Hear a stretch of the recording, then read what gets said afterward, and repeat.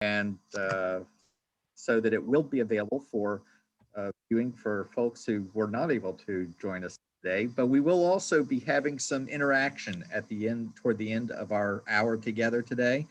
And if you have questions that you would like to address our presenters before the end of the session, I would invite you to enter those into the chat. I would also invite you now to go ahead and enter in the chat your name and the faith community, congregation, or organization that you are part of or representing here today. We've been very pleased to be able to offer some resources and testimonies over the last couple months about faith communities responding to racism through some relational work. And we're excited to have Denise and Reynolds and Keith with us today to share their experience and stories. So, Spencer, this is Joe Harvard. I think Donna Banks was going to say a little bit about it. That's right. Yes, thank you. Thank you, Joe. To get us started, in fact, before Keith and Reynolds begin with the story of DurhamCares work, we did want to invite Reverend Donna Banks from the DCIA Board of Directors and pastor at McMahon United Methodist Church as co-chair of our Building Beloved Community Committee to share a few words of invitation as well. Donna? Hello, everybody. My name is Donna Banks, and it's so good to see all of you all here. We have at DCIA recognized the need to allow anti-racism work to be our ongoing work. And we have dedicated ourselves once again to talk about it in terms of building the beloved community. As you know, Dr. Martin Luther King Jr. made this phrase more famous than we've heard in the past. And he talked about it from the idea of sharing the wealth of the earth. Because in the beloved community, poverty and hunger and homelessness will not be tolerated, because international standards of human decency will not allow it. And that's how he usually talked about building the beloved community. So racism and all forms of discrimination and bigotry and prejudice will be replaced by an all-inclusive spirit of sisterhood and brotherhood. And so our work here at DCIA and our focus is on building the beloved community. And to that end, we are seeking to educate and to empower people of faith and the faith communities for justice and peace. And so what we are seeing ourselves doing is we're inviting congregations and spiritual organizations in the Durham area to begin that work of building beloved community by engaging in building relationships together. We are asking that congregations who are interested to be a part of this ongoing work and be a part of this ongoing conversation, to engage in this work is to contact Spencer, of course. Don't contact me, contact Spencer. But what we're doing, the forums have been the initial work of this committee. The forums are to begin to hear the stories, begin to hear ways in which other communities have come together. Even if it did not end well, it's always an opportunity for us to hear what is going on in our communities already, as we will hear today, and begin to let the stories talk about the relationships, and then put ourselves in a position to engage in those relationships once again. So we've had the public forums, and we will continue with those, and then we will pair up congregations in order to facilitate sharing times together and to continue to build relationship and to have those conversations. In the past, we would have done that over a shared meal or over some shared activities, but right now we're currently doing this over Zoom. But we anticipate in the future of those congregations coming together, or those faith groups coming together, engaging in those congregations in order to build relationship, in order to have those difficult conversations about race. We talk about it in terms of building the beloved community because we as faith communities consider ourselves building the beloved community. Anti-racism is the work that we will be doing, but we are in terms of building something better, building something that brings us together. And so we invite you to let us know if this is something your congregation might be interested in. We currently have 2 congregations that have raised their hands and say, yes, we want to be a part of this. And we will be using them in kind of a beta testing as we work through some of the kinks. But hopefully by the fall, we will be able to engage in that work with several other congregations. Also, we're interested in facilitators. If you're interested in facilitating some of these congregations, we'd love to have you come on board. So again, if there's some interest on your part, put it in the chat or contact Spencer. And we'd be glad to have further conversation with you about how we can engage in the work of building the beloved community. Thank you. Thank you, Donna. And we will be having some additional testimonies from congregations sharing their stories of this sort of relationship later on this summer as well. Before Keith and Reynolds begin, I do also want to put in a brief plug that we are preparing a forum for May for about how faith communities have been impacted for the last year by the death of George Floyd. We are inviting, we've invited some ministers to share experience if they're willing and available about how the death of George Floyd has affected the ministry and life of their congregation over the last year. And as we approach the anniversary of his murder in May, we are going to be looking for some testimony from faith leaders in our community about how their congregation has responded to that in their life and ministry during the last year. If that's something that you're interested in participating in as a congregational leader, please reach out to me. My phone number and email address are in the chat, and I'd love to hear from you about that and talk to you about helping us out for our May Forum. Now, without any further ado, Reynolds and Keith, so glad you could be with us today. Please share with us what your experience and work with the congregations connected with DurhamCares has been. Great. Well, thank you so much, Spencer, for having us with you today. And thank you all for having us with you to share a little bit about our work. I'm really encouraged by what you all are doing to engage this question of relationship across racial boundaries and addressing anti-racism work within DCIA. So we're really happy to be a part of this and work with you on it. What I'll do today is I'm going to share a little bit about some ways that we at DurhamCares bring congregations together across racial barriers. And I'll start off by sharing, and then I'll pass it on to Keith and share a little bit more, and then pass it on to Denise. And so I'm going to share my screen so you can track with me and I can track with myself, and we'll get started. So to begin with, let me just share a little bit about who we are at DurhamCares and why we do this type of work. And I'll start by just sharing our big picture vision. Overall, we want to see a vision where we want to see a city where all residents love their neighbors. And so we do that in 3 main areas. We foster collaboration, we develop leaders, and we educate. We educate the people of our city to care for their neighbors in holistic ways. Emphasis on holistic. We know that calling to love your neighbor. Many of us hear that in various faith traditions. And we add that word holistic because we want people to get a robust understanding of what it looks like to love our neighbors. And that inspires us to work with congregations and with our primary audience. So there are 3 ways that I wanted to share about how we work with congregations. One is through our church mobilization network. 2, through our Durham Pilgrimage of Pain and Hope. And then 3, in our partnership with the Mount Level Community Partnership for Racial Justice.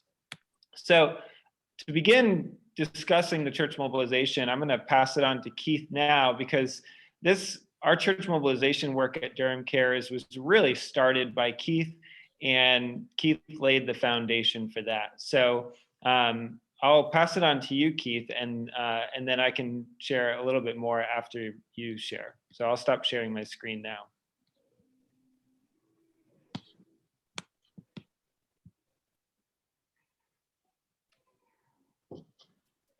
Well, good afternoon, everyone. Grateful to be here amongst so many great co-conspirators of love and beloved community in Durham. After working for 7 years at Duke Chapel in the role of community engagement and the Pathways program, God pricked my heart to finally leave the comforts of Duke University to engage in community-based work in Durham. I was mostly inspired by nonprofit leaders who were running organizations in Durham, having placed students in those organizations during my 7 years. Also by the leaders in the West End community of Durham, where we located the house that is currently the Pathways House, and on Kent Street now. It was on West Chapel Hill Street. It got relocated once the Durham Co-op and some of those other buildings were put in. But I was continued to be affirmed and encouraged by what I saw as what I understood to be Good Samaritans in Durham, people who were active in loving their neighbors, even if they weren't connected to a church per se, which was a curious thing for me, because one of the questions that started to arise in my mind when Duke Chapel decided that it wanted to have a relationship with churches in Durham was what does it look like if a church leaves a community? Will anybody notice? So it's kind of the question of relevance of the church in neighborhoods and communities, especially when there's so many churches in Durham. And I just kind of got interested in counting them, not even counting them, but knowing the names of churches. I'm intrigued by names of churches as well. And so by God's grace, I was hired by DurhamCares in 2014 with the title of Officer for Church Mobilization. And I kind of laughed at that because most people are like, well, who wants to do that? Herding cats, churches are so, you got a church almost on every corner. For the most part, limited relationships amongst the churches, depending on denominational lines or if you're part of different organizations or groups. And certainly there's a segregated hour to the church for sure. And so right around that same time, I was beginning my doctoral work, and I landed upon the title of Let the Community Say Amen. And looking at a vision for like the life of Samaritans or the faith community in Northeast Central Durham in particular. And I stumbled upon a number of people who were not necessarily connected to the churches for a variety of reasons, not seeing the churches as concerned about the systemic issues or as engaged with the day-to-day life of people in the neighborhood, mostly concerned about the Sunday morning worship hour, perhaps. And what I think I got this from Donna Banks, as by the way, the ABCs of church: attendance, buildings, and cash. And if you forget all the other letters of the alphabet when it comes to loving your neighbor, reconciliation, and what does it mean to consider relocating the community? Some of the language we learned from CCDA, for example, and John Perkins, and the work of the association of people who are committed to justice and reckoning with the racist realities in our world. So I kind of just went around knocking on doors of churches. I got a few Duke Divinity students. We hired them to be involved and kind of doing some interviews with pastors and asking them, how do they see their presence in communities? And we got lots of answers. And some churches like, we're just waiting to move out of this place. We want to build elsewhere. And some of them weren't as overt to say they were less, they'd rather have a different building at a different locations. And then we met some churches who were anchored in their communities and we're trying to understand how to be more relevant to their communities. And that's what DurhamCares afforded me the job to be able to kind of be that, I call it glad fly person, to go into churches. And my parents are from Durham. Actually, I'm multiple generations of Durham. So I ain't scared to go anywhere. And for the most part, I have a pretty good reputation and people trust me, but they don't know I'm there kind of, criticizing what they're doing. But I try not to do that too much because we know the church has enough critics already. And my heart was concerned, I say, let the community say amen, because my heart was concerned if young people are walking down the street, unlike in my case, and they don't see the church as relevant, as a nurturing space, as an affirming place, a space where they can go and be creative, that's a real death toll, a death knell to the church. And again, I was born in 1968 up in Washington, D.C. So I was socialized in the North, raised in the Black Baptist church in the North, 150 or 60-year-old church in the North. And then I come to Durham and will be raised in a lot of great churches here, everywhere from Mount Level to St. John's. My grandfather was pastor Shiloh Missionary Baptist. So I had kind of this constellation of a witness that the church is still could be the most transformative, but at the same time, seeing how the church was quickly falling out of relevance. In 2014, Mayor Baird declared war on poverty, which probably is not language I would use today. But nonetheless, there was a commitment to go into Northeast Central Durham and to establish meetings and conversations with people about the poverty level and so forth. And I hosted the first meeting with the mayor at what was then Joe's Diner. I think that's the name of Joe's Diner down in the corner there, Driver and Anger. And the mayor showed up, and we invited about 60 churches that was kind of in that Northeast Central Durham orbit. And we had like 9 show up for a conversation and breakfast with the mayor about his effort. And that was, again, a reckoning about,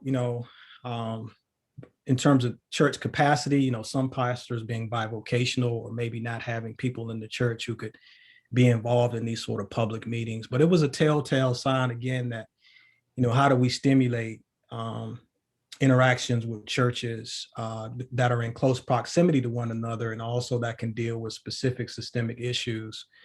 And we just started trying to build a rapport, at least I did. And I really came at it from an honest place. I know how hard it is to pastor a church, and that it is a full-time job to deal with the ABCs of the church. But we did want to kind of foster some thoughts with pastors, like, okay, what about outside the walls of your church? The people are not going to come to your church for a variety of reasons, but yet they can still say that you love and care for them because they see you in some explicit way engaged in the life of their community. And sometimes it's just really pedestrian things that need to be done. And I was inspired by a few pastors. I won't call any out, because if I say a few names and I leave somebody out, then that would not be the best thing. But I was inspired by several pastors who were committed to coming out to the vigils, who were committed to showing up to coalition meetings, who were committed to participating in conversation with the health system about health disparities and inequities. And then we started creating some breakfast events. I actually convened a group of pastors from different churches to be advisors to me in my new role. It kind of somewhat was the usual suspects, folks who have been involved in DCIA or involved in DurhamCares, and in some cases, folks who weren't, but, were still sort of trying to figure their way into how to participate in church mobilization. I'm at the 8-minute mark. I'm gonna stop at 10 minutes, by the way. So even though there's a tendency for us preachers to go on, just so y'all know I'm keeping tab. But DurhamCares gave me the latitude to do that.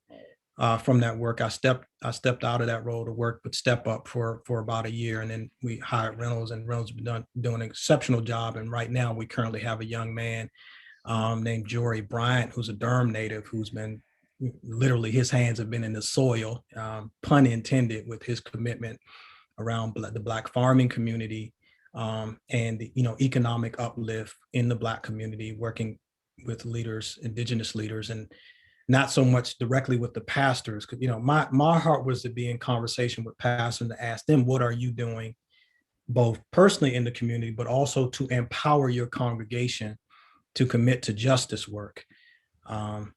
And again, trying to be a glad fly with that, saying like philanthropy is necessary. We know we need crisis ministry. We got to meet the felt needs of people.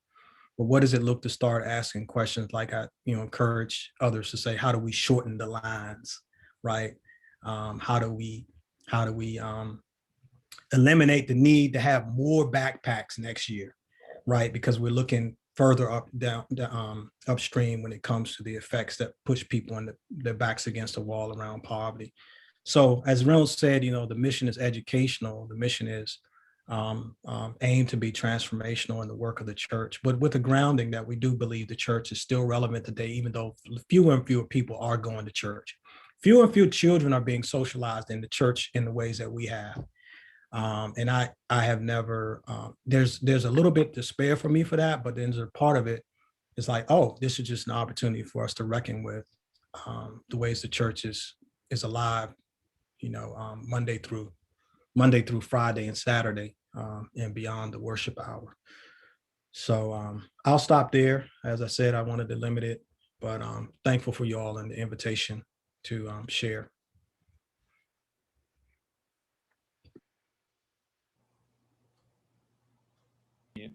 Thanks, Keith. Amen to that. And feel free to chime in as you feel led and as I continue on some more.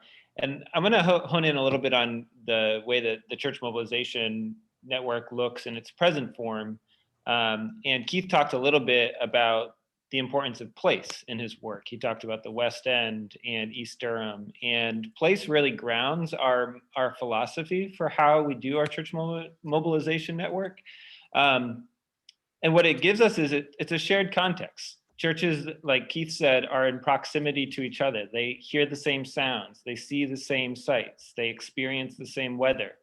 That shared context can inspire that work together. It's a shared community. They're around the same people. They share the same ministry area, the ministry proximity. And there's a shared story to a common place. There's a history of that community.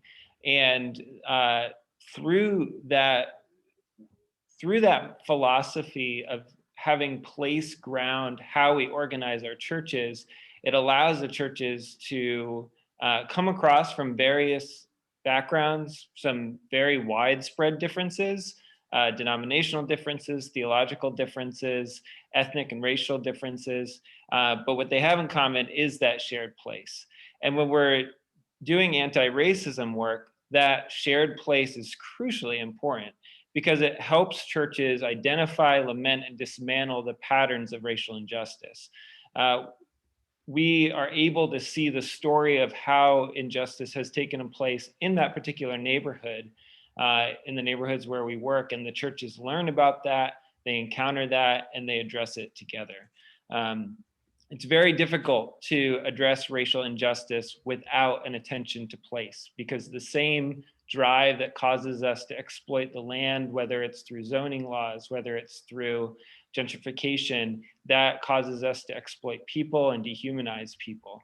And so, so this is what grounds our work, is this strong sense of place and organizes it. So with the Church Mobilization Network, the way it works is there's kind of four main areas. We connect churches that share the same neighborhood, so leaders from those congregations, and we facilitate spaces where they can gather together. And then through that space, they listen to each other. They hear what's going on in each other's congregations, but they also listen to their community. So we bring people from that community into the same space where they can hear from them. And that stirs the imagination and stirs the drive to collaborate together, where they can work on projects and then ultimately to have an impact on their community. One example of how this is taking place right now, and Keith had mentioned Jory Bryant, who's our church mobilization officer now, and he's been doing a really remarkable job in leading this project. It's a neighborhood history and worship project. So we're working with 6 churches in East Durham where they're spending a year learning about the history of their neighborhood and how it connects with their worship. So a lot of times worship happens above a place. You know, worship in one congregation on one side of the city might not look that much different from worship in a congregation on the other side. But how does the story of a neighborhood impact what we preach about, what we sing about, what we pray about when we come together to worship.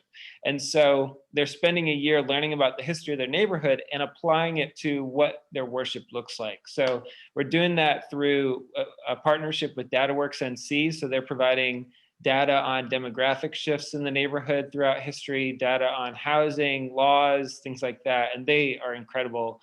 I wish that they were a massive organization and every church could work with them, because they really do an amazing job. Their mission is to democratize data. And they've been excellent. And we're also recognizing that history isn't just about data. It's not just about numbers, but it's about stories and people. And so Dr. Charles Johnson from North Carolina Central University, he's the chair of the public history department. He is leading oral history training sessions where he's training the pastors in the neighborhood to conduct oral histories, where they will be able to conduct oral histories in their own congregation, in their neighborhood, to gather the story of their community from the elders of their community. And I'm really excited about the possibilities there. He's been working with some of the churches that we've worked with in Bragtown too, on collecting those oral histories. And it's just really amazing to see the ways that not only does it give a sense of identity to a community and to the church, but it also is used to organize and to advocate for the flourishing of that community. And I can share more about that later. So this is just one example of the work that we're doing with organizing churches around place through our church mobilization network. I'm going to touch briefly on another program area that brings churches and ministries together, and I'm not going to spend too long with it because I want to give Denise a long time to share about the Mount Level partnership.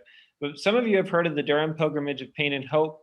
It's a weekend immersion where people spend a weekend going to different sites throughout the city, learning about the story of the city and hearing from elders in the community, and then reflecting on the biblical story as they do that. So our vision is to connect Durham's story, our own stories, and God's story. And when we do this, we have custom pilgrimages for single churches, but we also do open ones where people from different churches can sign up. And for those ones, it brings together people from many different backgrounds to learn about the history of Durham together and to reckon with some of the realities of colonialism and racism and class, and to have really deep conversations about that and see the hope of stories of people who have stood against the odds. So it's a really great way to bring people together through this immersive pilgrimage experience. And I'll mention that hopefully by the summer or the fall, we'll finish creating this video curriculum, an 8-part documentary series on the different sites and speakers on the pilgrimage, with a curriculum that'll go along with it for small group Sunday school classes and things like that. Oh, I'm just covering for her for a few. She's not in today. Okay. She's just covering. I think she just took the day off. I'm going to pass it on to Denise Rosen, and she's going to share about the Mount Level Partnership, Community Partnership for Racial Justice. This is a ministry that DurhamCares has partnered with, but it really came out of Mount Level. The vision for it and the work of it is grounded in the congregation at Mount Level, which, full disclosure, is my home church too. So it's great to wear both of those hats. But I'm going to hand it off to Denise so she can share about the Mount Level Community Partnership for Racial Justice. You didn't have to give me that much time, Reynolds, but it's good. Good afternoon, everyone. Glad that I'm able just to spend a few minutes with you to tell you about our partnership. And just to probably give you a little background, initially, probably pre-COVID, back in 2019, myself and some of the members, of this ministry, we were kind of going around Durham. Racial justice was something that God kind of put on our hearts at that particular time, because there was just so much going on, in various communities throughout throughout our country with, people being killed. I mean, all those stories. So we started going to Epworth and every other kind of opportunity that was going around in Durham to really talk about race. Thank goodness we have a pastor, Dr. William C. Turner. These kinds of conversations are not foreign to him. So oftentimes, if there are things going on in our community, Dr. Turner, will bring it to the pulpit and convey that to us and give us a chance to discuss it.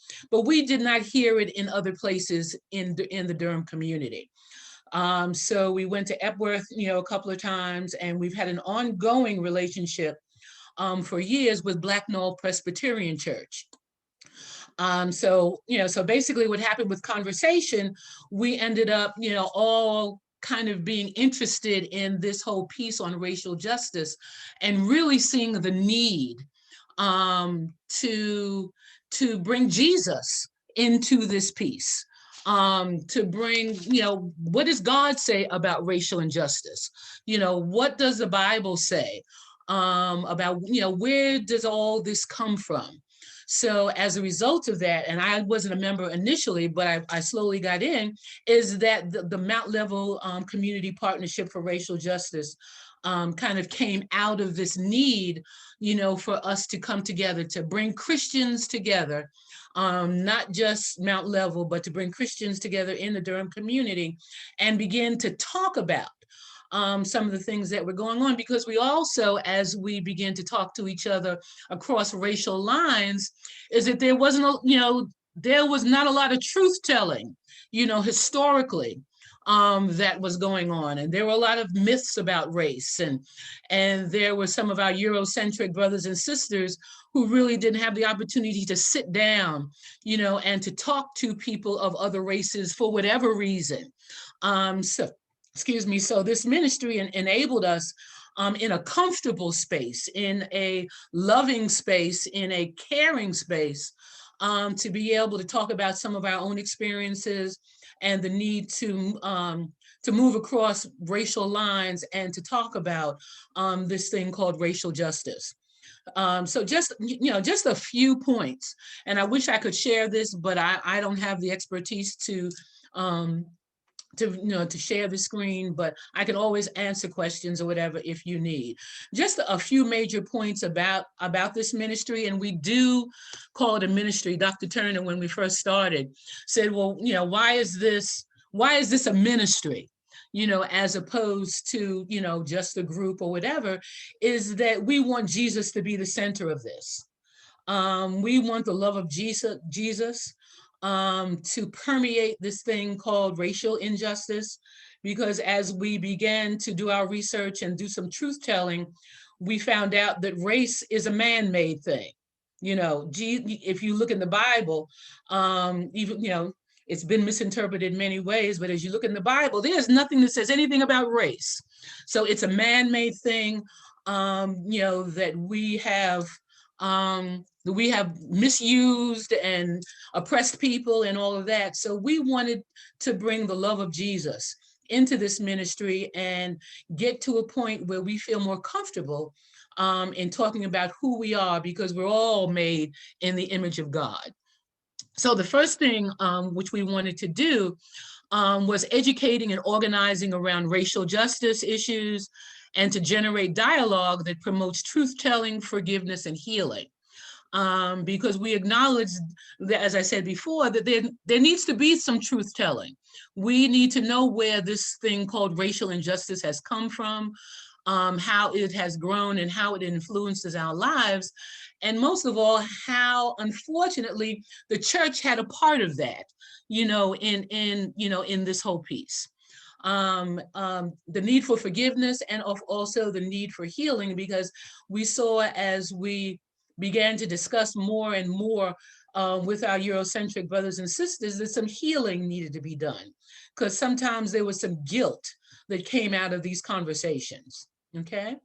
We wanted to invite racial groups to interrogate their internalized and socialized behavior, beliefs, and practices. We wanted to examine individual and structural and systemic racism in our society. To look at how we add to it, the whole piece of systemic racism, because there are still some people who believe that there is no systemic racism. And we hear those conversations even today. I think we heard it from our lieutenant governor a couple of weeks ago, that there is no systemic racism. So we wanted to examine that and look at that and see how it's affecting us. We wanted to address the influence of Western ideology and Eurocentric beliefs upon Christianity, and how the church continues to play a role in notions of superiority and white supremacy. And we acknowledge that those are very difficult things to talk about, but we have to bring it to the table.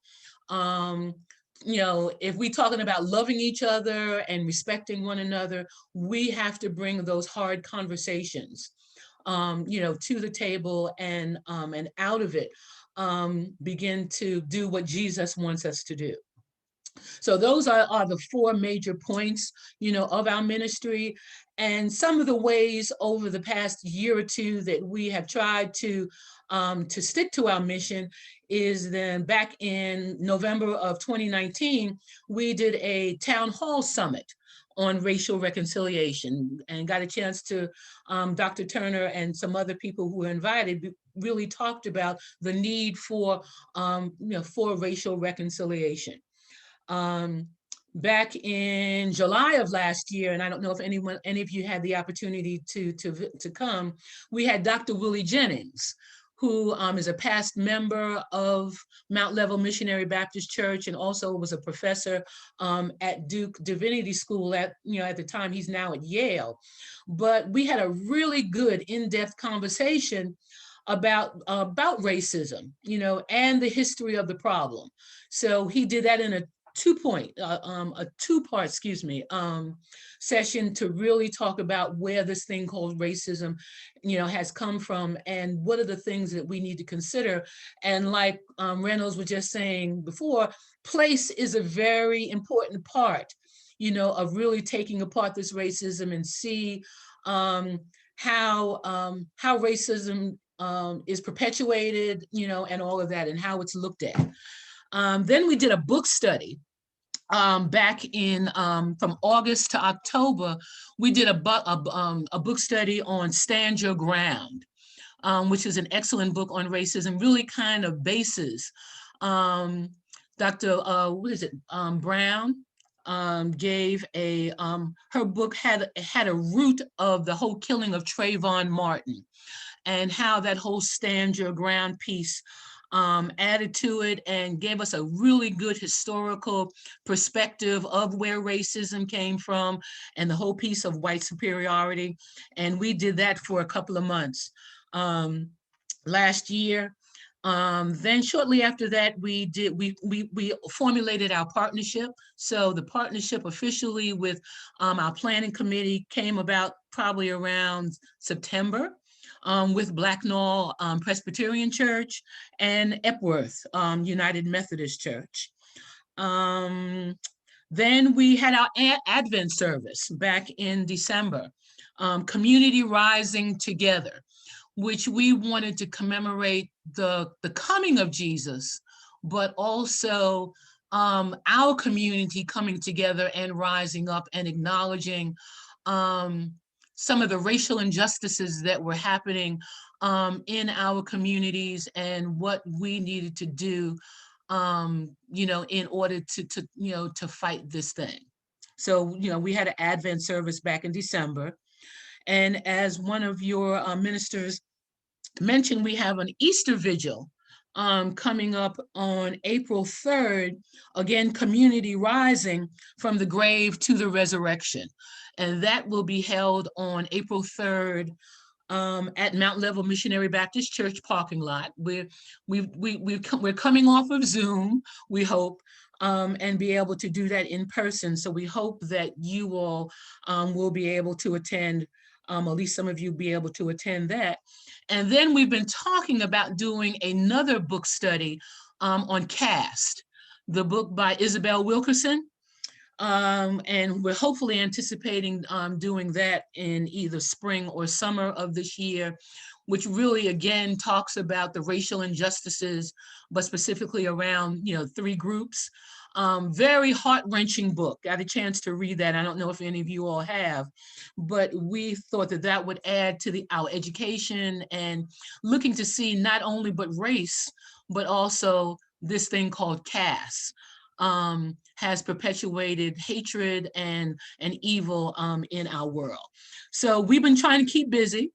We're still looking to see what are those things and maybe in this Durham community that we need to address, and been talking to some people, and I know the commissioner, Brenda Howerton, is now working on a racial reconciliation, or excuse me, racial equity commission here in Durham County. So looking at that and really looking to see what issues we can address and bring forward to look at this thing called racial injustice. So it has been heartwarming and educating, and all of that. And we invite, other churches. I think we've made some presentations to some other churches who like the work that that we're doing and are thinking about joining us. And again, we open up our doors, and if any other churches are interested in this work, we welcome you. So even though it says Mount level there, we want to be a collaborative effort to deal with this thing called racial injustice. So I thank you so much for giving me the opportunity to say just a little bit, about what we're doing. Thank you so much. Thank you very much. You're welcome. That was very helpful. I think what you've described from the experience of Mount Level's effort has resonated with a lot of our conversations at DCIA about how to resource these dialogues and relationships being developed.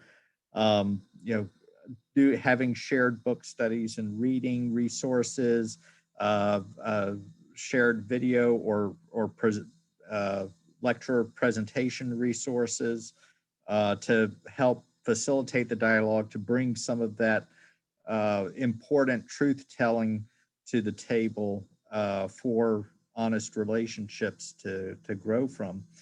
In terms of the conversations that developed in that context between members and among members of your congregation and members from Epworth and Blacknall and others that have been participating in that, what are some, are there things you could identify as kind of key lessons or tips for developing lasting relationship through those conversations? The question, well, I think one of the questions that we sometimes get, from our Caucasian brothers and sisters, because now that we've seen George Floyd, die on nationwide television, and a lot of people are coming to the realization of all of these things happening. I think a lot of people are coming into the realization and doing a lot of self-searching, of how they have contributed. So there's some guilt out there. So one of the questions that I sometimes hear is, what can I do to be an anti-racist? There's loads of books out there. And I think that's where the truth-telling comes in, Brother Bradford, is that first you have to admit that you're a racist, or there have been some things that you have contributed to, because you can't undo something that you're not willing to admit to. So I think the first thing is admit that you're a racist, but then you've got to cross the aisle. You've got to, because oftentimes we hear, that oftentimes we don't have relationships with people of other racial backgrounds. And the issue is why. Oftentimes churches don't lend themselves to those kinds of relationships. So we don't do them in our personal lives or talk to our neighbors, if we have neighbors of color, or whatever. So I think it's about feeling comfortable enough to reach out. But I think the key thing is it has to be done in love, because a lot of people have been hurt by reaching out also, is that because I must admit, there are some of my Black brothers and sisters who get tired of the conversation and get tired of defending Black people, or trying to do. But I think we have to do it collectively. We have to do it together, but we have to do it in safe space so that people don't end up getting wounded as a result of that conversation. So, and I think that's the fear, that oftentimes if I put my heart out there, if I put my feelings out there, as I'm going to be hurt, by that. And I'm quite sure people have, but we have to do it God's way.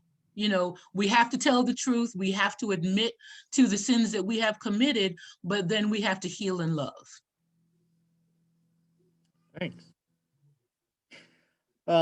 Reynolds and Keith, from the experience that you've had with the churches in East Durham, I know that what have you learned about the challenges and paths for building relationships between leaders from different races of congregations together in your experience?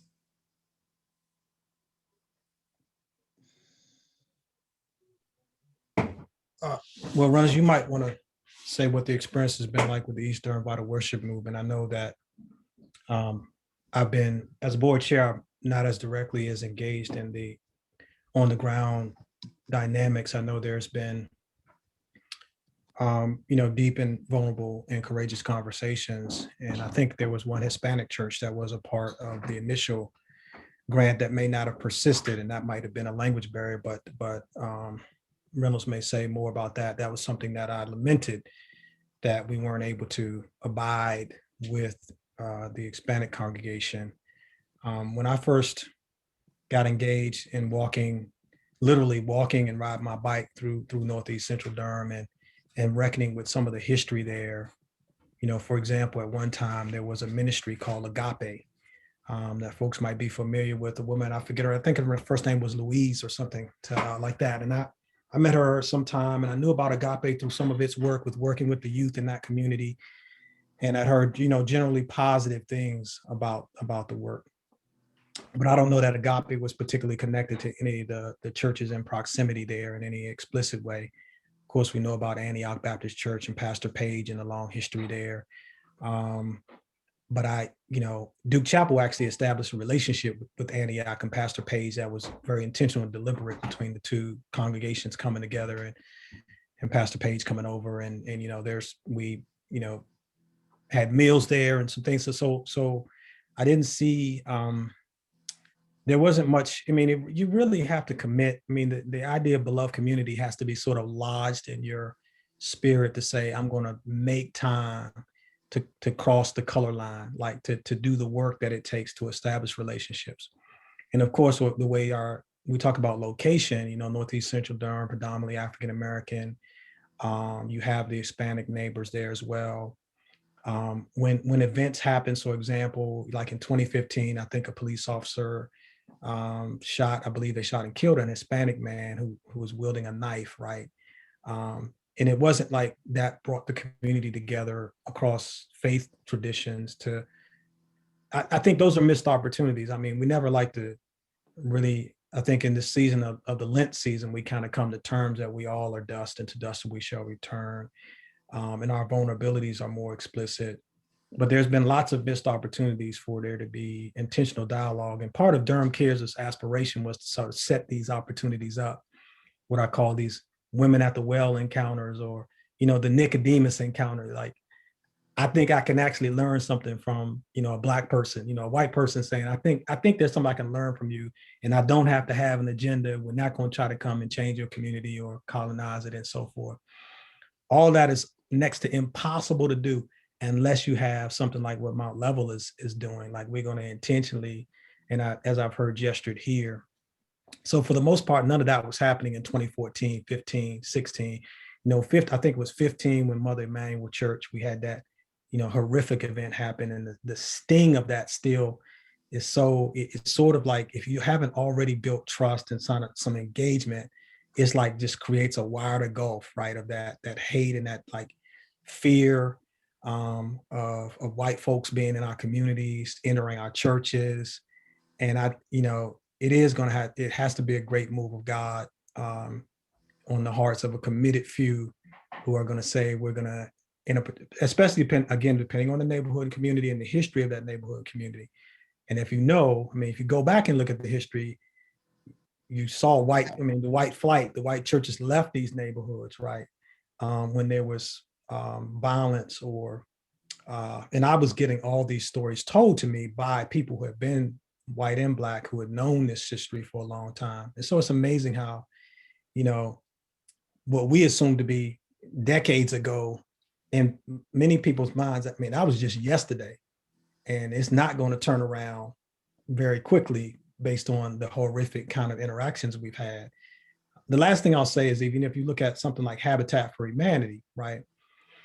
Massive home buildings in the community, white-led organization. A lot of contentious meetings. You would think, wow, this is a good thing. But on the, what we talk about books like When Helping Hurts. What does it look like when a community can now presume to sort of be taken over by an outside organization or organization that presume that it's saving the neighborhood, and there's a whole lot of freight and baggage with that takes time around the dinner table and negotiating. I promise this, the Religious Coalition for Nonviolent Durham, I think was a good space of interracial, interfaith interaction and conversation that was also important in that space.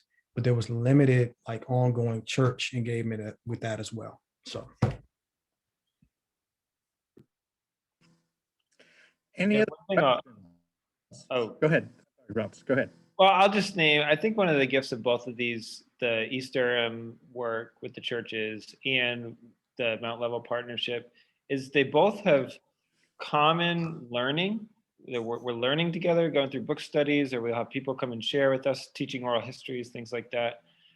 And then there's also common work. And I think putting the work of coming together to do a collaborative worship service like the Easter Vigil and things like that, it gets us in community together to kind of, it's one thing to kind of get into an education place where you're learning it and you can just nod your head and say, yeah, I believe that. But when you actually have to make decisions together and be responsible for something together, that's when a lot of the kind of racist attitudes or racist ideas start coming out. And I think that's why a lot of times people get burned within churches, is because they're in common work together and the racism kind of comes out. So I think that's one of the gifts, is common work and the common learning together.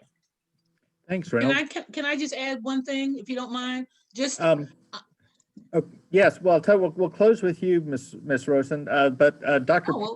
my statement is not pressing, so it's okay. Okay, Dr. Perry, you had a question. Yes, I did. I am so interested in the work that you're doing, Reynolds Chapman and Denise Rousen.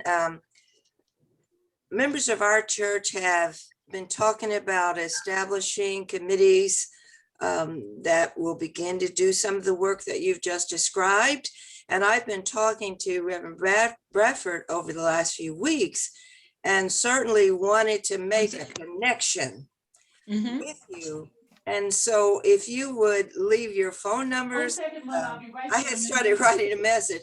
So if you would leave your phone numbers, I would love to get in touch with you and have other folks from White Rock Baptist Church get in touch with you so that we can begin some of that important work, because there are a lot of questions in the minds of our congregation about social justice, or if you might say social injustice.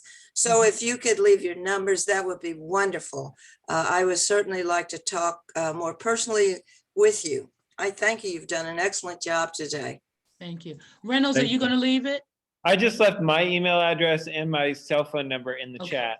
Okay. Okay, great. And I'll also, let me put the Mount Level, let me get it right. I can't do two things at once. I'm going to type the email for the Mount Level partnership in the Yeah. chat as well. All right, thank And- you so much. And Dr. Perry, I'm pleased that we've, in fact, I'll be emailing you shortly.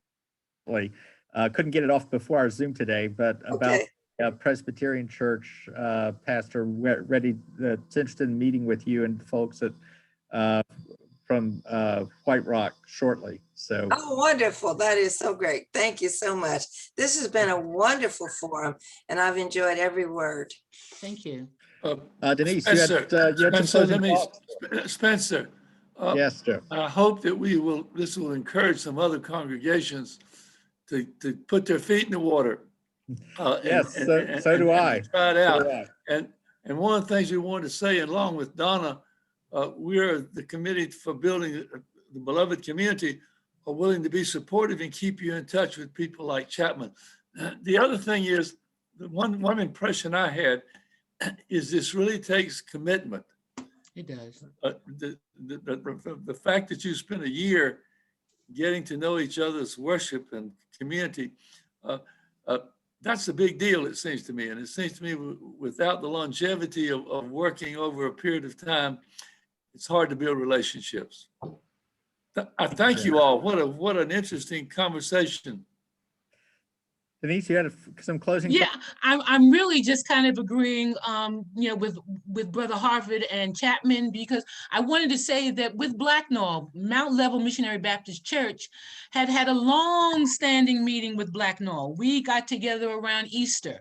We did Monday, Thursdays services. We did Good Friday services, which was great. But the relationship right now that we have with Blacknall, well, some of the members of Blacknall, I mean, it's just phenomenal. And as Reynolds said, because we're working together, you just can't say we're going to worship together every Easter. You can't do that because there's no relationship building in that. But when there's commitment and work together, and conversation going on back and forth, that's where the relationship begins, because then you get to know each other and then realize, that person is really no different than who I am. So it takes commitment, and it has to be ongoing. It just can't be a one-shot deal every single year. Thank you very much. I think Mhm. what you've shared has been really important, because so often in the history of faith communities working on this, there's been a misplaced hope that by working together on practical service ministries together, you could skip past some of this difficult conversation and learning from each other, learning together.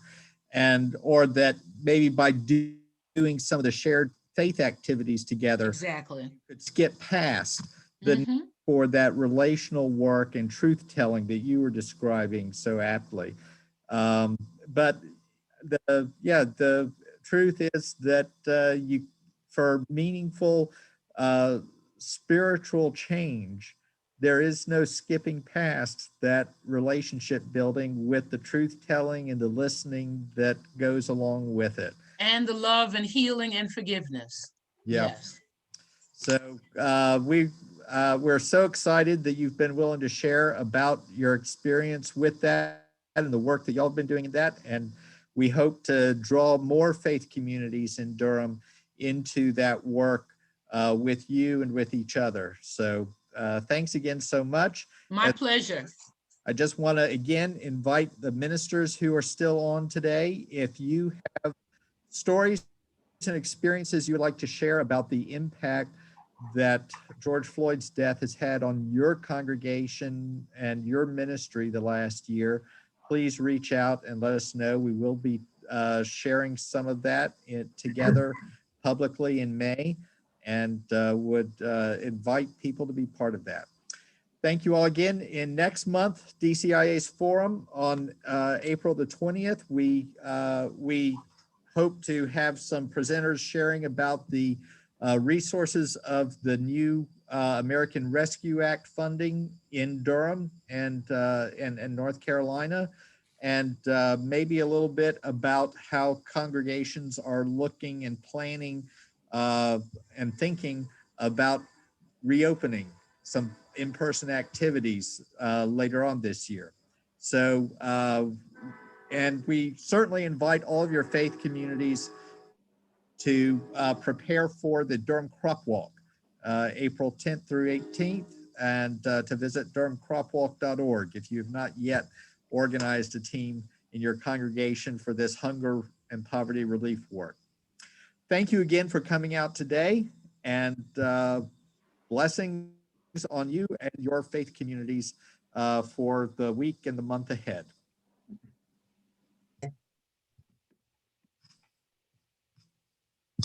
Denise, are you still on? Who?